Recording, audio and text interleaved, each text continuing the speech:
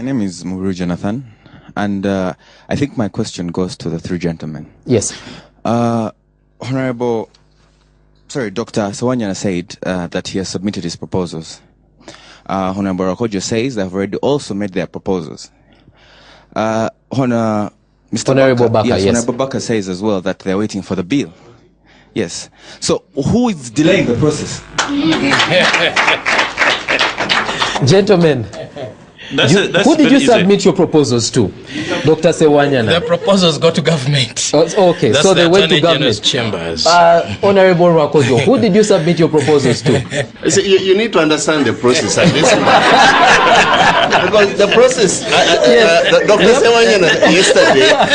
Sewanyana and Kahir yesterday jumped the queue. They took the amendments to direct the committee. Yeah? And that's not what should happen. Okay, so where did you submit yours? To Ministry of Justice and Constitutional Affairs. Yes. Then it follows the right path to cabinet for approval, and then a draft bill is done. Yes. Then it is approved. I think, moderator, we are trying to be innovative. Yes. In view of the fact that the delays are there. Then it goes for first reading. That's when it goes to these people. Yes. Then it comes back and it is passed by the third reading. But Dr. Sewanyana took his directive because he noticed that we're running out of time, and so he took it straight to the people who actually debate the laws. Honorable Baka, has any of these laws reached Parliament? He jumped to the queue and they brought their proposal to the committee yesterday, the civil society organizations. But let me play the devil's advocate, and of course we are all interested in knowing what's happening. We hear the executive, that is the Minister of Justice and Constitutional Affairs, the proposals are already in cabinet. The principle of reforms has been agreed to.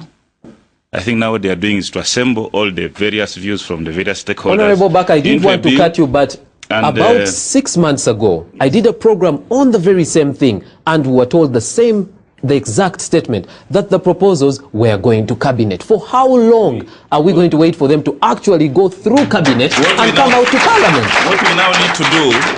What we now need to do is now to increase the pressure. From the Parliament, we have done it. In Chankwanzi, we put it to the minister that we need these reforms. Yesterday, not even now, we need them. And so, if the civil society can do like Mr. Sewanyana did, and then, of course, you, the citizens, I think sooner than later we'll have these reforms being tabled for the first reading. The topic of elections is a topic that cannot be discussed to conclusion. But the thing is, we need to know what our rights are as the voters. And so we will continue to have these debates. And that's why our Parliament brings the debate to you. Let's have our final remarks from our panelists. Dr. Sewanyana, what are your final remarks? My final remark is that we need goodwill. Whose goodwill? Goodwill from all the players, ensuring that we have a free and fair poll. No one should delay the process. No gymnastics here. The people of Uganda demand a leadership that they deserve, and that is always a product of a free and fair election. All right. Honorable Baka. Thank you. I think two critical issues. The first one, the mass enrollment exercise, the National Security Information System.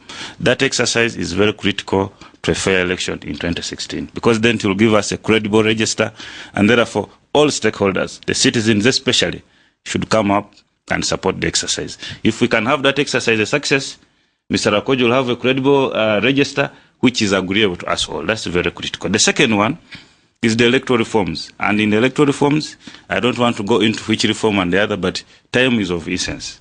We should have these reforms in time. Stakeholders should be put on their toes to bring these reforms early to Parliament, such that we can debate a good law.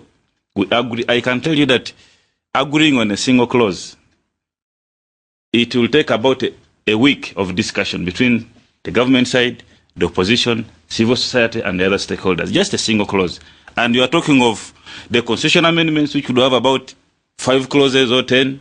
Then you are talking of the acts, the Electoral Commission Act, the Parliamentary Elections, the Presidential and the Local Governments Act. So we need about 5 to 8 months to discuss these amendments if they are brought. So time is of the essence, and they should be brought in time for us to debate a good law.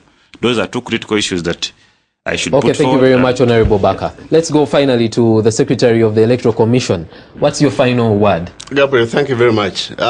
First of all, we are all stakeholders, and we all have a role to play. Secondly, finger pointing is not going to help us. Since we all have a role to play, let's play that role. The politicians have their role, Electoral Commission has, civil society does, and everybody of us. And unless we play those roles and play them critically, nothing is going to happen and nothing is going to change. Secondly, I want to make a quick comment on the formation of the Electoral Commission. Again, I think that is finger pointing that doesn't help us. Because the process, yes, the president nominates names, and these names have to come from somewhere. They can drop from heaven, they can be proposed in a hall like this, but they are going to have to come from somewhere. Parliament has a role to play, and it has played it before, because twice they have rejected names and they have been replaced. Twice. Names have come up to Parliament. Parliament has said these names are no good for whatever reason, and they have been changed. So I don't think that's where the problem is. The problem will be in the hearts and minds of those people that you put there. The problem is going to be whether you give them that trust. Maybe that trust is what should be worked on, and we'll have a free and fair election after that. All right, thank you very much to all my panelists. To my audience in the auditorium, thank you very much for attending the show. And you who is watching us at home, thank you for watching our parliament. To have a credible election, you should play your part. Before you blame the Electoral Commission, have you played your part? I've been your host, Iguma Gabriel. And let's continue talking about this debate so that we can have good elections. Thank you for watching our parliament.